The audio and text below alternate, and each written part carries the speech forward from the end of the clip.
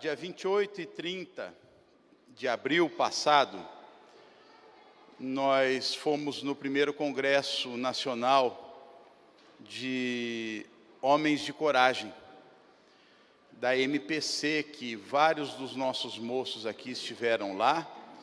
E eu queria falar para vocês que após essa nossa ida, nós tivemos... Foi uma coisa completamente diferente. O Senhor tem nos ajudado, tem nos atuado e tem agido nas nossas vidas. E algo assim, por incrível que pareça, nós estamos tendo prazer na oração, coisa que a gente clamava ao Senhor.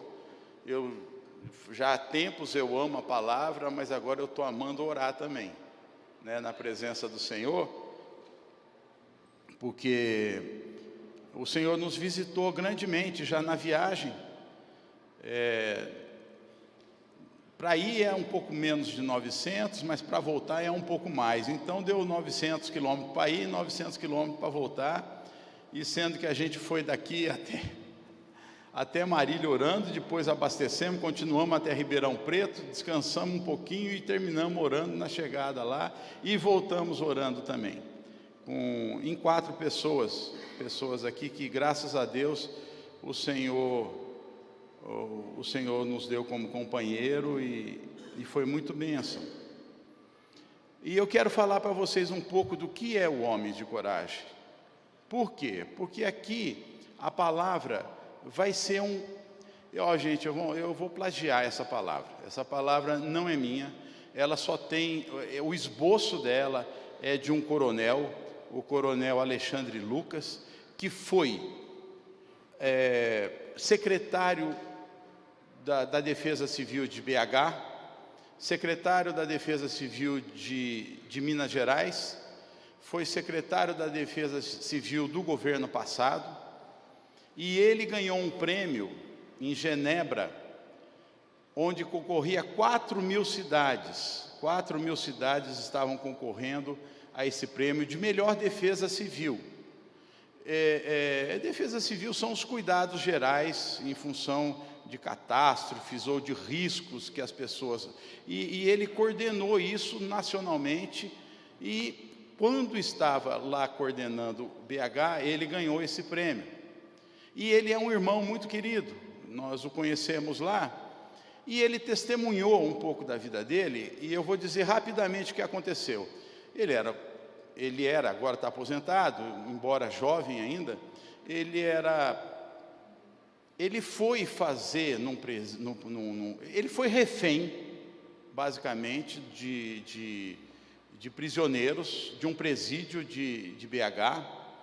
Ele entrou em combate franco com os presidiários, e ele levou um tiro na perna, e ele ficou 18 horas num carro forte, feito refém, e com o corpo de um oficial amigo dele, né, morto no embate. Ficou lá e, enfim, é uma coisa assim que depois a gente vai dar o endereço dele, eletrônico, para que vocês vejam o testemunho dele. Não quero dar o testemunho dele, não serei o spoiler disso. Eu serei spoiler do esboço dele. Eu falarei aquilo que ele falou para nós, não é isso? E para que a gente possa desfrutar do que o Senhor tem para falar para a gente. O Homens de Coragem, ele foi criado em meados de 2010. O irmão Onir, que tem alguns irmãos que conhecem ele aqui, ele é carioca, da Gema do Ovo, lá do Rio de Janeiro, ele assistiu o filme Corajosos. Só para saber quantos aqui assistiram já esse filme Corajosos da Netflix. Tremendo, não é? Por favor, não percam.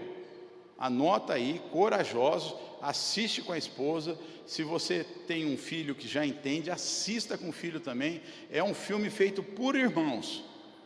E o Onir foi para BH. Ele assistiu o filme com o pastor Marcelo Gualberto, e eles tiveram um grande quebrantamento. Nos chamaram para as primeiras reuniões, eu, o meu Tiago, o Dionísio e o Vitor dele, nós estivemos no primeiro encontro nacional de homens de coragem lá em BH, e tem sido assim uma bênção, tem sido uma bênção esse Homens de Coragem. Mas vamos lá, fomos em 4 pessoas, como eu já falei, e a gente espera que vocês se sensibilizem com isso que eu vou contar, e que vocês também se disponham aí com a gente, porque é tremendo, será... Jabes, Fernando, 24 a 27 de maio do ano que vem. Já põe aí na agenda agora do telefone, né? Espero que o Espírito Santo nos sensibilize e voltemos diferentes e esperando fazer diferença. Aí, para a gente alinhar, nós vamos contar com slide de coragem, Zé, por favor, meu amigo. É importante que a gente entenda isso que eu vou ler, por favor, vocês não percam. Coragem é um substantivo, moral forte perante o perigo, os riscos, bravura e intrepidez. Firmeza de espírito para enfrentar situações difíceis, qualidade de quem tem grandeza de alma, nobreza de caráter, hombridade. Vem do latim coraticum, do francês. Talvez você pudesse me ajudar, filho, mas eu não vou me atrever a falar coragem, de jeito nenhum. É a capacidade, virtude de agir apesar do medo, do temor e da intimidação. Por um outro lado, coragem não é ausência de medo. A coragem é de enfrentar o medo, e sim a ação apesar do medo. O contrário de coragem é tida normalmente como covardia. Na verdade, o contrário de coragem é não ter coragem, né? Mas a gente entende que seja alguma coisa como covardia. Eu gostaria muito que vocês prestassem atenção nesses termos que estão grifados: situações difíceis, medo, temor, intimidação, perigo. Então, o que a gente entende, a gente tinha uma ideia de que homens de coragem são aqueles que mantêm o compromisso. Que compromisso que eles tinham? Que o homem de coragem tinha? Orar pelo seu filho, orar pela sua esposa, ter coragem para perdoar, ter coragem para pedir perdão, né? Ter coragem para ser diferente e propósito para fazer a diferença. Esses eram os princípios que a gente tinha. Depois dessa palestra que nós ouvimos, a coisa mudou. É o seguinte: a coragem, ela só é expressa frente à batalha. E todo cristão foi chamado para ser um corajoso. Todo cristão foi chamado para ter coragem. Você pode ter coragem diante do medo, situações difíceis, de enfrentamento do perigo, da dor, da luta e da guerra. Não há coragem se não houver enfrentamento. Não há vitória sem luta. E nós vamos ver onde a palavra nos mostra aqui. Estamos em constante guerra. Pela insegurança que tem no país, nós estamos em guerra emocional. Não vou falar nada disso. Eu estou dizendo que existe sim, está aí, as coisas estão sendo arriscadas, e nos cabe ter coragem. Coragem para quê? Para ficar 2 horas, 4 horas, 6 horas orando pelo nosso país, pelos nossos filhos, e pela nossa igreja e pela nossa família. Estamos em constante guerra, pelos nossos filhos, pelos nossos netos, e eu conheço o que é estar em guerra pelos nossos netos, e como essa guerra é diferente. Aqueles que são avós sabem do que eu estou falando. A guerra com os filhos era uma coisa, a guerra com os netos é uma outra história. É um dom, é um bônus que Deus dá para quem é velho, que vocês não têm ideia. Você vai chegar lá, você vai ver, filho, viu? Não se preocupa. Ah, você já é. Oh, desculpa. Aqui. Vamos ver da onde que a gente vai pautar isso daí. O coronel Lucas, ele nos fez abrir a Bíblia em 2 Samuel. Eu gostaria que você prestasse atenção, porque nós vamos retornar muito nessa história. É 2 Samuel 23, verso 8, sobre os valentes de Davi. 2 Samuel 23, versos 8. São estes os nomes dos valentes de Davi: Josebe-Basebete, filho de Taquemone, o principal de 3. Este brandiu sua lança contra 800 e os feriu de uma vez. Depois dele, Eleazar, filho de Dodô, filho de Aoi, entre os 3 valentes que estavam com Davi, quando desafiaram os filisteus ali reunidos para a peleja.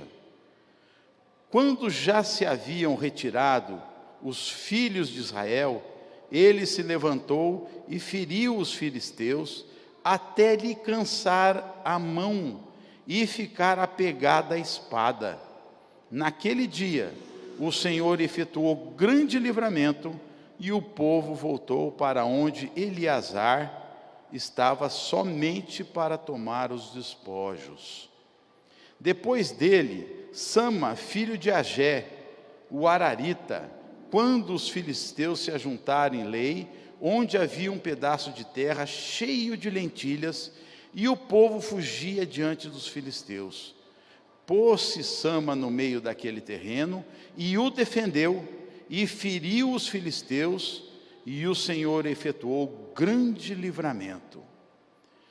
Também dos 30 cabeças, desceram no tempo da cega, foram ter com Davi à caverna de Adulão. E uma tropa dos filisteus se acamparam no vale dos Refaíns. Davi estava na fortaleza, a guarnição dos filisteus em Belém. Suspirou Davi e disse: quem me dera beber água do poço que está junto à porta de Belém.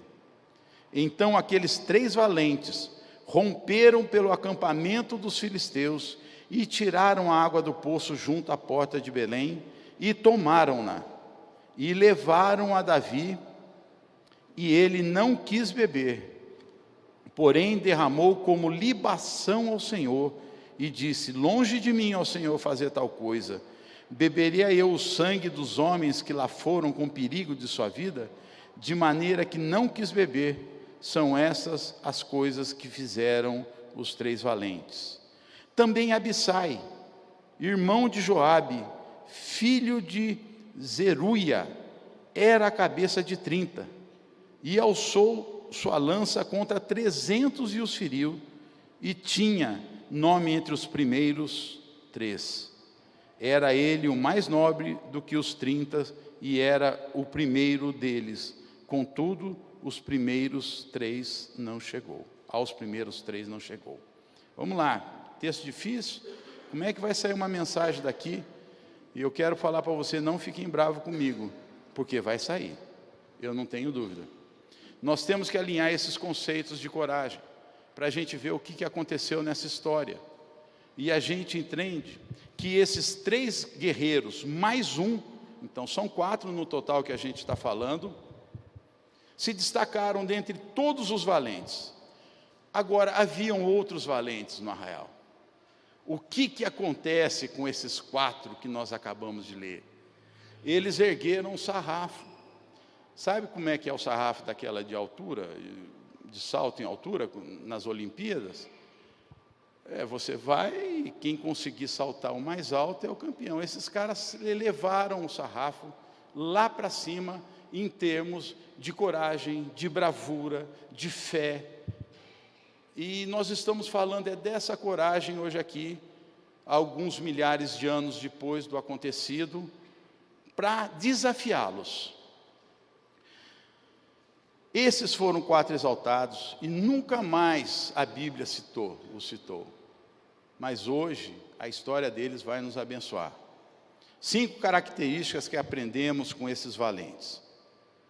Um homem de coragem, um homem valente no Senhor, sabe que homem de coragem não é um título que nos intitulamos, mas uma vida que vivemos. O homem de coragem sempre será colocado diante da luta.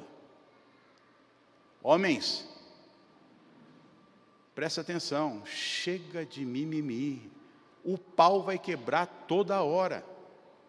A guerra vai ser até a gente estar com o nosso Senhor Jesus. Não vai ser fácil. Não tem descanso. O homem de coragem será sempre colocado diante de lutas, de guerra, do perigo. Ele pode ser pacificador, ele pode ser manso, ele pode ser abençoado, mas ele estará sempre em luta. Ele não é o verdadão. O que é o verdadão que a gente chama? Você sabe, né, Bruno? Ele não é o bichão, ele não é o cara que sabe tudo, ele não tem razão de tudo. Ele chora, ele pede ajuda, ele exorta e é exortado, e aceita a exortação quando ela provém do Senhor. Temos que ser exortados, os irmãos nós temos que nos exortar uns aos outros, com sabedoria, na hora certa, de preferência no privado, que não seja de público, não é? Ruim, né? Então vamos lá. Eu aprendi o seguinte, eu fui numa hora de muita fragilidade minha conversar com Augusto Cury, e ele me citou assim, ó, Ricardo, e eu falei assim, Augusto, eu sou um fraco emocional, olha só o que está acontecendo comigo. Eu estava debulhando em lágrimas. Ele falou assim, Ricardo, não pense assim, porque só os corajosos pedem ajuda. Olha que coisa linda, não é? Só os corajosos pedem ajuda, só os bravos choram, e só os inteligentes reconhecem isso.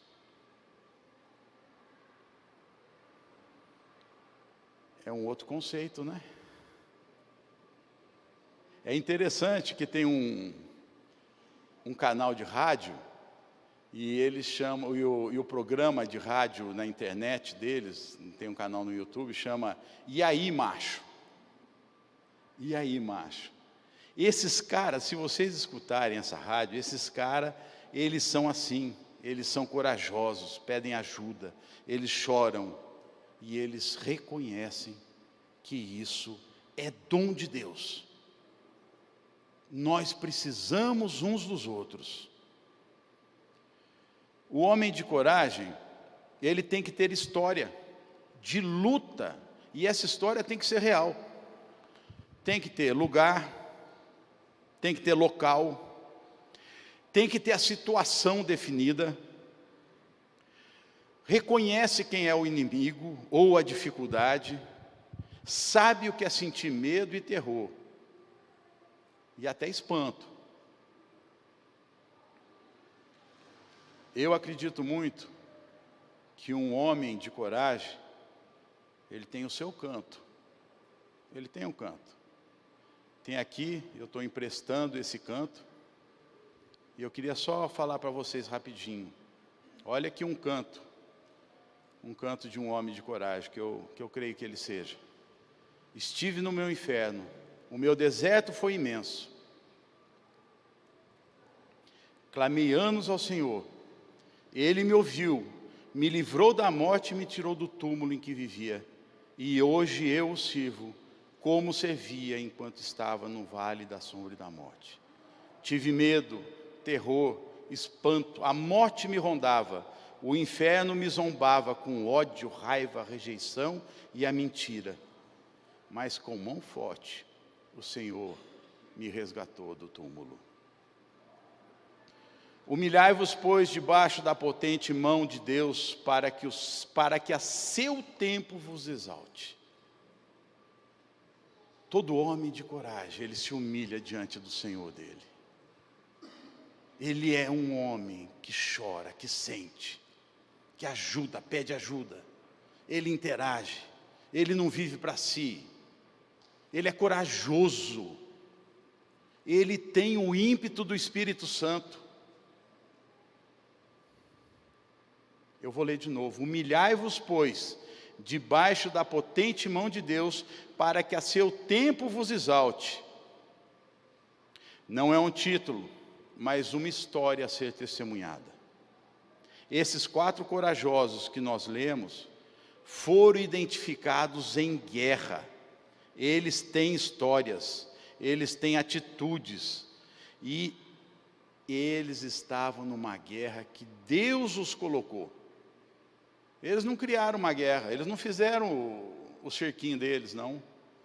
O Senhor o colocou porque estava dependendo, e era por causa deles.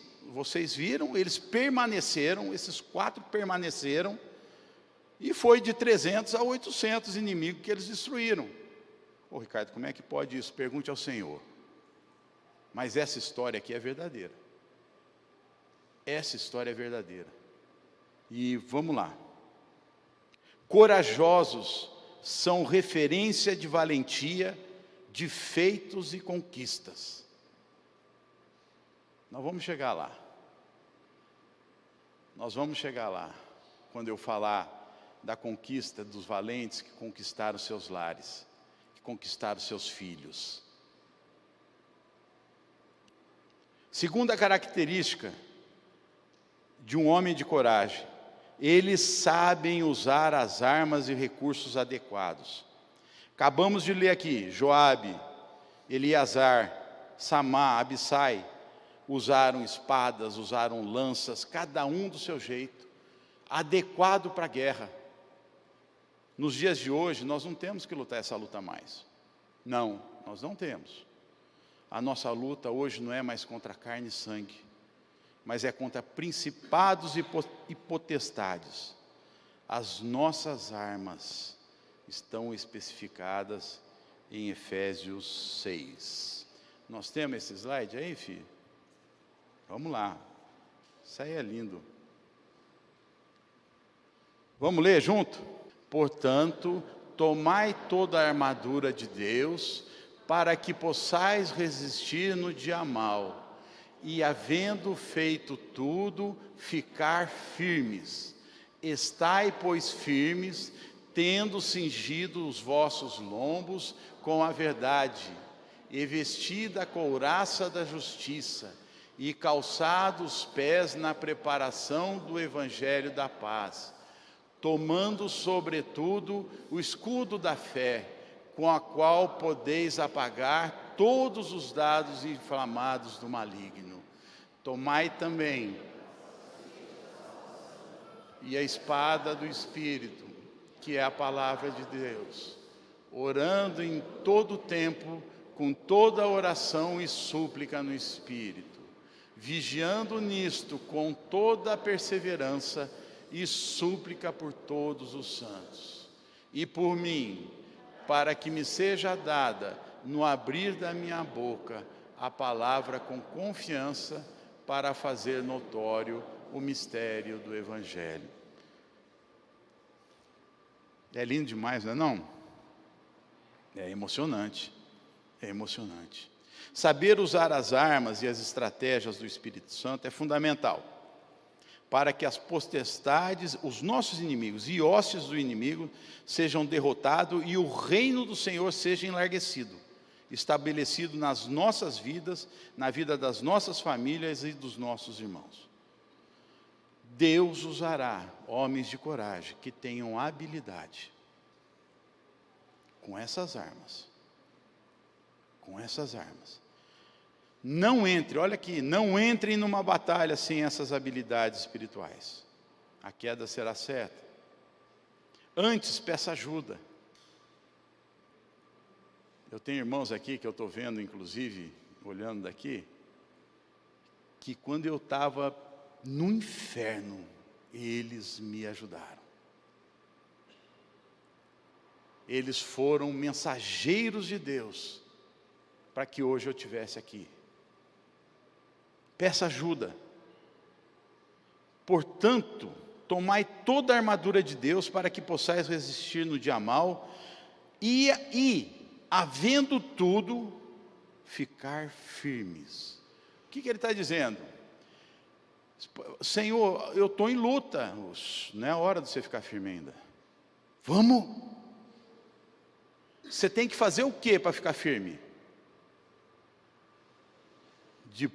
Depois havendo feito tudo. Não é antes da luta, não é na luta, é quando? É depois que você fizer tudo. Tudo segundo o coração de Deus, segundo os propósitos do Senhor. Não é pela tua força, não é a tua estratégia, é a estratégia do Senhor. Porque senão eles não teriam. Quem que aguenta, gente? Uma guerra dessa daqui que eles tiveram? Quem que aguenta o nosso dia? Eu estou falando assim que a maior luta que eu tenho é me vencer. Eu não dou conta de me vencer. Mas o Senhor vem todo dia e renova a graça e misericórdia dEle na minha vida, para que eu possa dar um passo, porque senão eu não me atrevo a me levantar. Havendo feito tudo, você só vai ficar firme. Ele não está falando de você vai descansar depois de haver tudo, depois de feito tudo, viu? Tem descanso não, ô corajoso? Não tem. Valente? Não tem. Não tem mimimi. Ah, porque é isso, porque é aquilo. Não tem. Vai, porque a guerra está lá. Eu me lembro até hoje.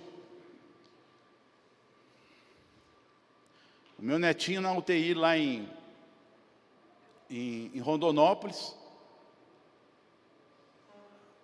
ele, gravíssima a situação dele. Eu fui chorar, porque eu não tinha outro jeito, não tinha em quem bater, mesmo que tivesse, eu não tenho coragem de bater.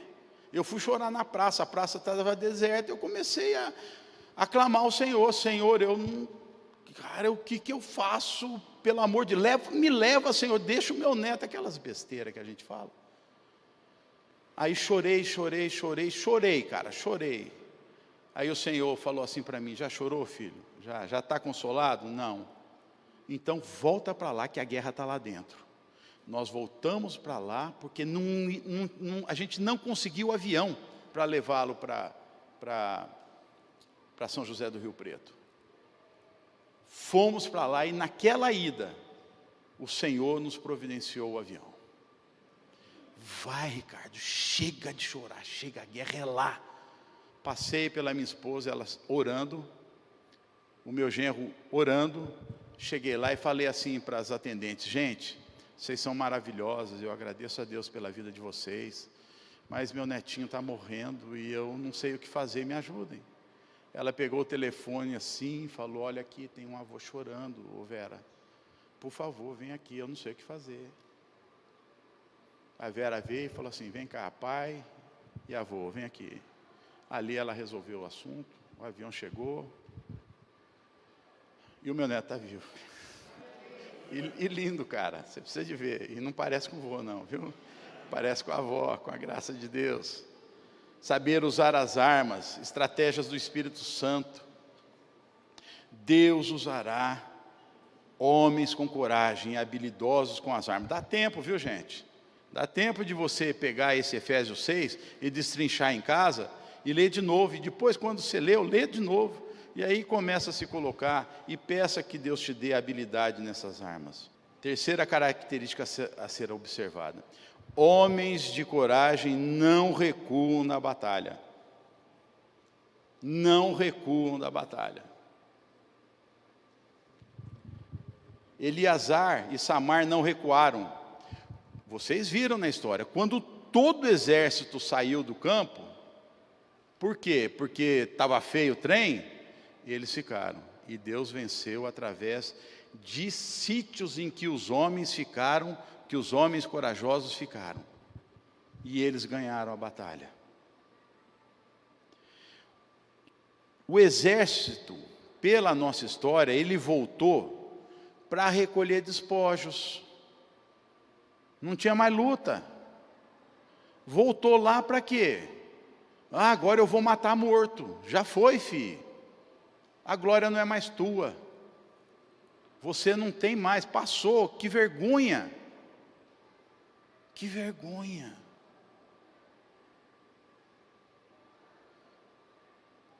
Recuar é vergonha eterna. A luta que Deus te colocou, lute com as armas do Espírito. Ore pelos seus filhos, pela sua esposa, pelos seus irmãos, pelos seus. Enfrente, não recue. Peça fé e poder contra o medo, contra a mentira, contra o pecado, contra a tua leseira.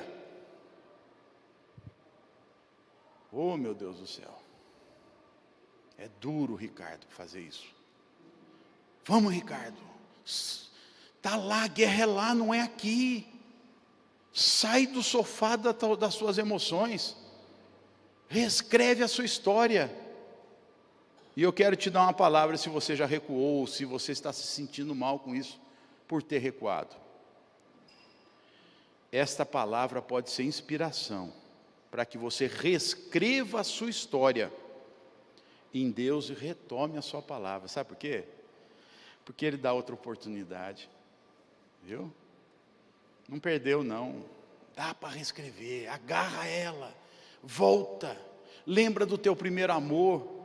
Lembra de quando você sentia a presença de Deus. E depois, Senhor, eu não sinto mais. Corre atrás, filho. Corre atrás que a coisa vira. O nosso Senhor é um Senhor de graça, de poder. Ele inclui, Ele não exclui, Ele não julga, Ele ama. Agora eu quero falar aqui, falei uma coisa errada, Ele vai julgar. Então, não recue mais, que essa palavra te sirva de inspiração. Todavia, o meu justo, olha só, está escrito em Hebreus 10, 38. Todavia o meu justo viverá pela fé, e se ele recuar, nele não se apraz a minha alma. É o Senhor falando, gente. Está recuando? Não está agradando Deus, não está agradando tua esposa, não está agradando nada não. Está agradando o filho. E aí continua, nós porém, não somos dos que retrocedem para a perdição. Somos, entretanto, da fé para a conservação da alma. Vou repetir, Hebreus 10, 38 a 39. Deus não se agrada dos que retrocedem. Por outro lado, Ele dá oportunidades para que retomemos os nossos caminhos com Ele. Olha só como é que a coisa é. Vocês lembram da história de Saul e Davi? Enfrentando Golias? Rapaz, o Saul foi um homem corajoso demais, não foi? Tirou a couraça dele e botou no menino de 13 anos, de 14, 15 anos, Davi. Vai lá, Davi, enfrenta lá o Golias lá. Você está com a minha couraça, hein? Então você tá protegidão, hein? Teve coragem de colocar armadura no menino, mas não teve coragem de enfrentar o gigante. Era a mesma luta. Era o mesmo gigante, era o mesmo campo, era a mesma situação. O gigante lá, meu Deus do céu, e Saul bota no menino. Sabe o que o menino fez? Ele venceu a luta, porque quem era com ele? Ele não venceu por ele. Ele falou assim, você vem comigo com lanças, esse negócio todo, eu venho em nome do meu Senhor. Se a gente vê, vamos lá, isso é lindo demais. Deus não se agrada dos que retrocedem, Deus não se agrada daqueles que se omitem, Deus não se agrada daqueles que não cumprem aquilo que era para ele cumprir. Ô Ricardo, como é que é a tua história? Eu já cumpri muita coisa que não era para eu ter cumprido, porque não foi amando do Senhor. Já fiz muita besteira em termos das minhas emoções. Não é assim que se resolve, é no Espírito que se resolve. É no Espírito. E a minha tendência é sempre errar por fazer além. E coisas que eu até deveria não ter feito. Estou confessando uma coisa aqui para vocês que... Vamos lá. Numa outra batalha contra os filisteus, Davi pergunta ao Senhor: devo lutar essa luta? E Deus responde. Está escrito em 2 Samuel 5:24. Quando Deus dá estratégia para ele. Quando ouvires os passos sobre as amoreiras, saia rapidamente, pois esse será o sinal de que Yahvé saiu à frente para ferir o exército dos filisteus. 2 Samuel 5:24. Como é que é mesmo sinal, Senhor? Presta atenção nas amoreiras. Quando você ouvir passos, é o meu exército indo na tua frente, Davi. Eu vou lutar por você. Você não ia aguentar os filisteus, eles são em maior número, eles são mais armados. Mas eu vou lutar por você, cara. Fique em paz. Eu sou com você. Eliseu também orou quando o menino dele falou assim: Senhor, nossa cidade está rodeada. Está rodeada. Só tem inimigo.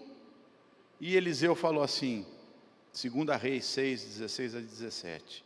Senhor, peço-te que abras os olhos do moço, para que ele veja. O Senhor abriu os olhos do moço, e ele viu que o monte estava cheio, lá em cima, além do exército inimigo, cheio de cavalos de fogo e cavaleiros.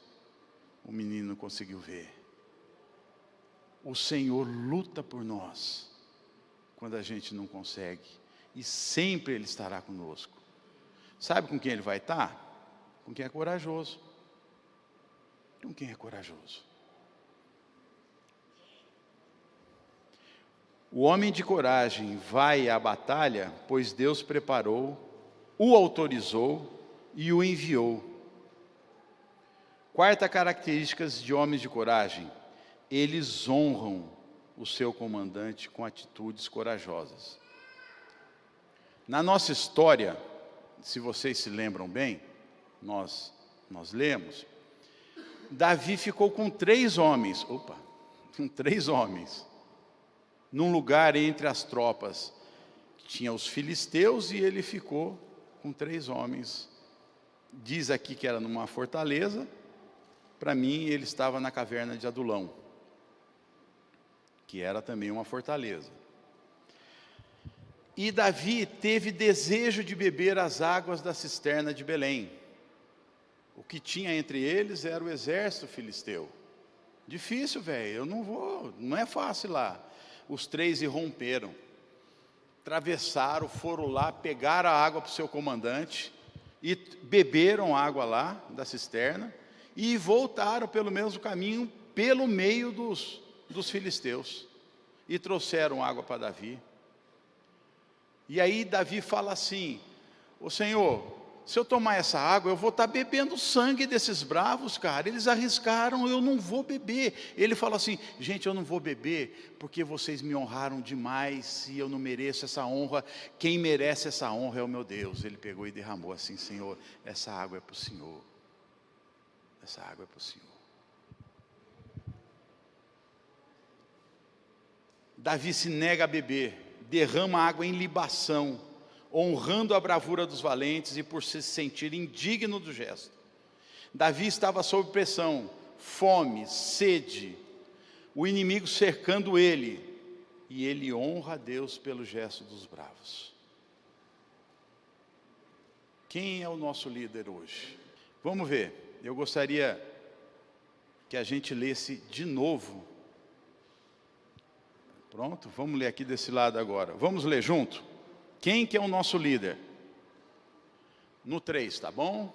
1, 2, 3. Vi então o céu aberto e aparecer um cavalo branco, montado por alguém que se chamava Fiel e Verdadeiro, aquele que julga e combate com justiça. Os seus olhos eram como labaredas, e na cabeça tinha muitas coroas, e tinha um nome escrito nela que só ele sabia. A roupa que vestia, e o seu nome é a Palavra de Deus. Os exércitos do céu, vestidos de linho fino, do mais branco e puro, seguiam-no em cavalos igualmente brancos. Na sua boca segurava uma espada afiada, para ela vencer as nações. Ele as governará e com vara de ferro. Será ele próprio o vinho da sua justa cólera contra o pecado.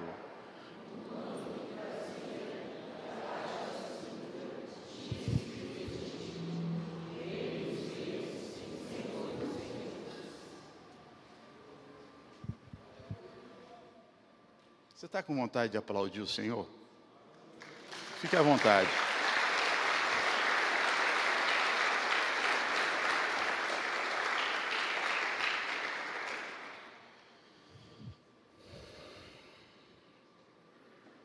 Eis que estou convosco todos os dias até a consumação dos séculos. Esse é o nosso líder. Esse é o nosso Senhor, Rei dos reis, Senhor do Senhor, dos senhores.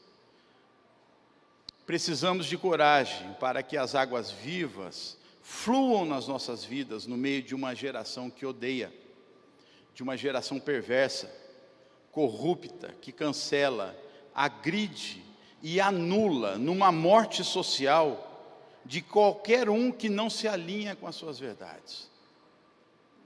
Nós temos que ter coragem para não sermos donos das nossas verdades, mas vivemos com a verdade que é o Senhor Jesus. Temos que ter coragem para sermos cancelados, como Paulo e Timóteo foram ao libertarem a jovem adivinha dos seus demônios. Por causa disso, os senhores da menina tiveram a sua renda cortada, cancelada a renda deles. Eles denunciaram Paulo e Timóteo, eles foram presos, apanharam, mas valeu a pena, porque a menina foi libertada. Coragem para termos as nossas reputações canceladas por amor ao nosso Senhor.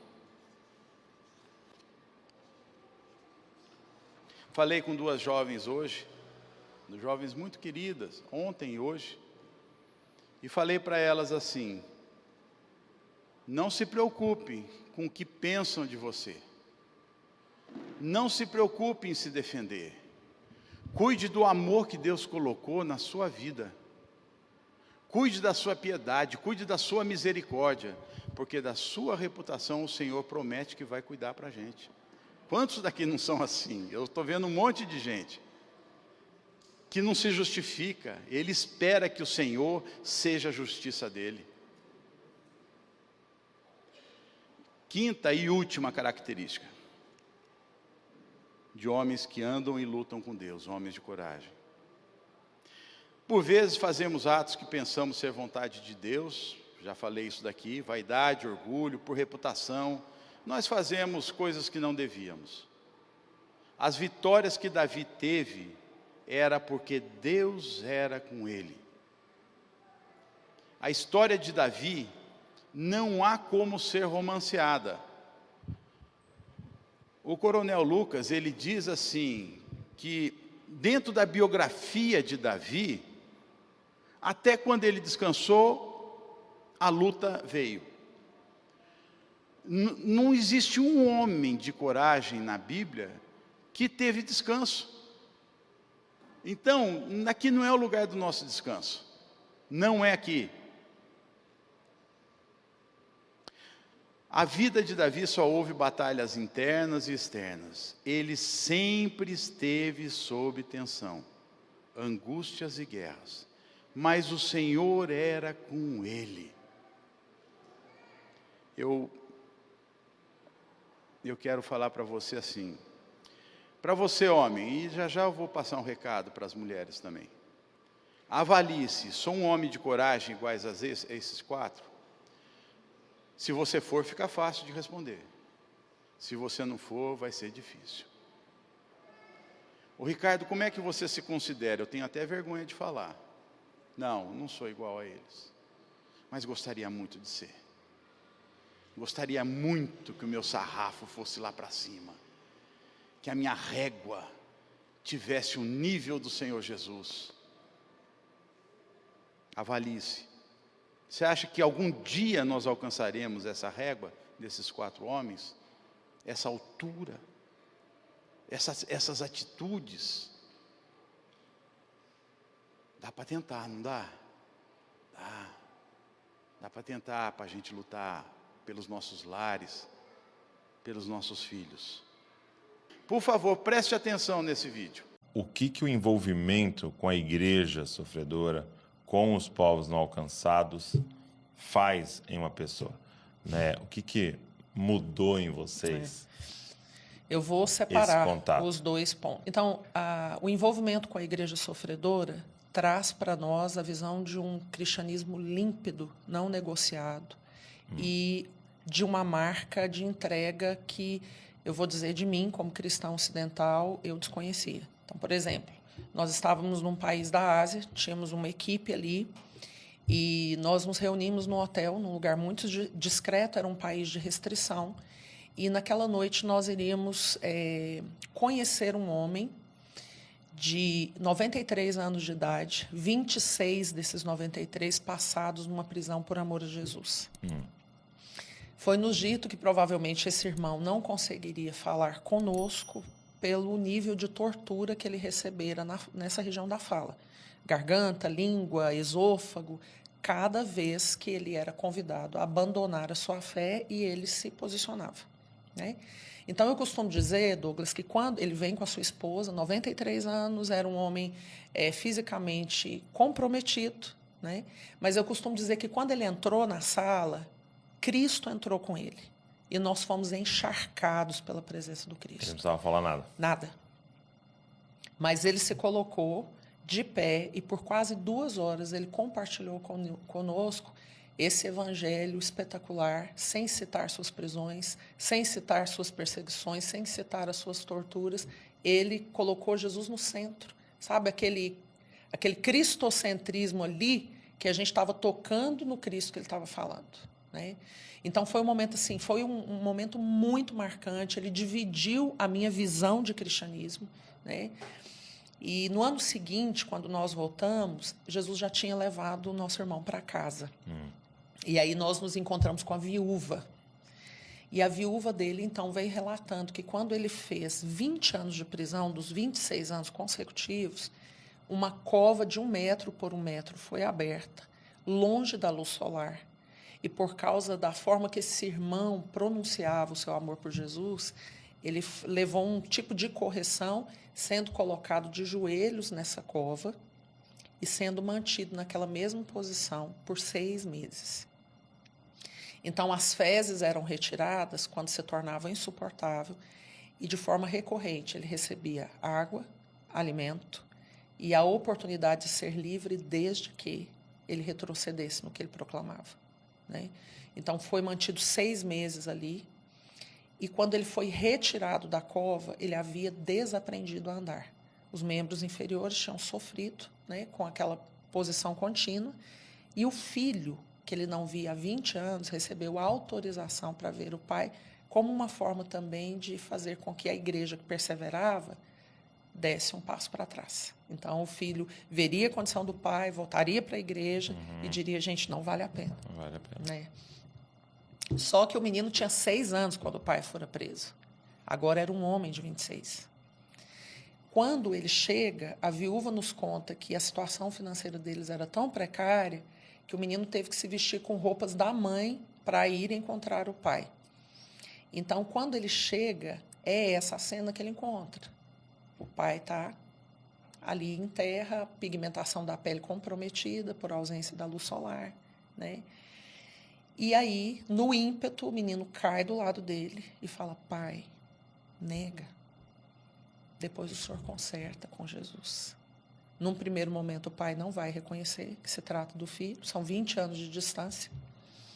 Quando ele entende ser o filho, ela nos narra que ele ergue a cabeça e responde ao conselho do filho assim: ó, sim, eu amo a mensagem da cruz. Até morrer, eu a vou proclamar. Levarei eu também minha cruz, até por uma coroa trocar. Esse homem não estava gritando o refrão de um hino conhecido, mas ele estava expressando a paixão, a obediência, a submissão ao Cristo, né? Essa declaração lhe custou mais 6 anos de prisão. Então, lidando com os irmãos da igreja sofredora, eu conheci, Douglas, um tipo de cristianismo que lá em casa a gente brinca, que traz o oxigênio puro para nós. Senhor, olha os nossos corações. Olha, Senhor, como nós estamos nos vendo. Nós queremos dizer, Senhor, que nós queríamos mais do Senhor, mais do Teu Espírito Santo. Dá, Senhor, agora, envia a Tua cura. Dá, Senhor, agora e envia, Pai, o Teu Espírito Santo. Encha a Tua igreja do Teu dom. Encha a Tua igreja, Senhor, dos Teus cânticos. Encha a Tua igreja, Senhor, com a Tua palavra. E dá-nos, Senhor, que sejamos homens e mulheres, Senhor, corajosos. Eu te peço, Senhor, que o Senhor faça isso. E nós te pedimos isso, em nome de Jesus. Mulheres, quero aproveitar que vocês estão aqui. Os homens de coragem, eles foram feitos até para dar uma resposta à ação das corajosas que vocês são. E eu tenho um testemunho para falar, se vocês me permitem, vai ser bastante rápido. Num bairro Japim, lá no sul de Manaus. O bairro mais perigoso de Manaus, com média de morte de cerca de quase 2 jovens por semana, 1 jovem e meio por semana. As mães Déboras, oriundas da Igreja Assembleia de Deus, lá de Manaus,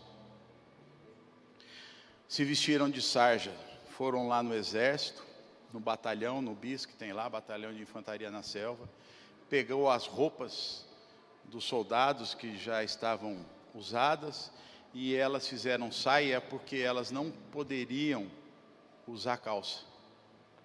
Não é assim lá na Assembleia de Deus, não é permitido.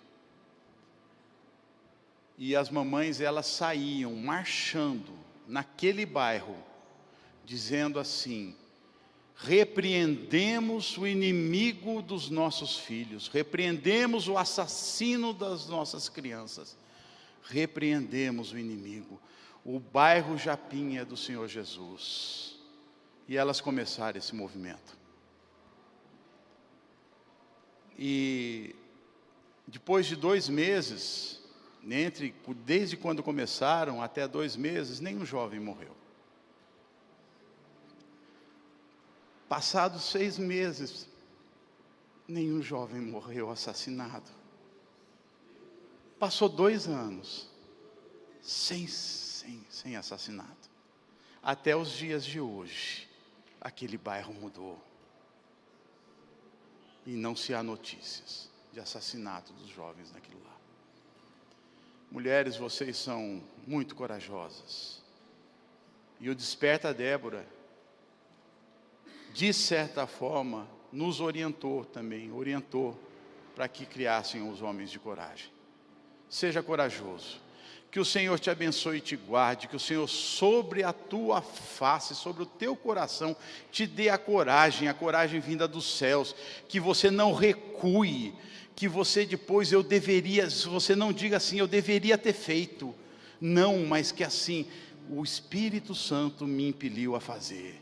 Seja impelido, tenha coragem de ser impelido, não se preocupe com a sua reputação, Não se preocupe com a sua luta, com a sua vingança. O Senhor é a sua justiça. O Senhor será a sua justiça. Eu quero abençoá-los agora, em nome do Senhor Jesus.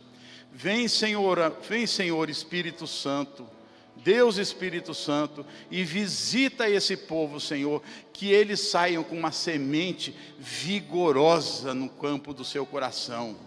Senhor, cuida do coração deles, sustenta esses corações, sustenta essa semente, e que essa palavra, Senhor, frutifique por gerações, e que todas as descendências aqui representadas, daqueles que também nos assistem, sejam, Senhor, abençoadas, 1000 gerações de 1000 gerações, sejam conhecidas como atalaias do Senhor. Que o Senhor os abençoe, que o Senhor os guarde.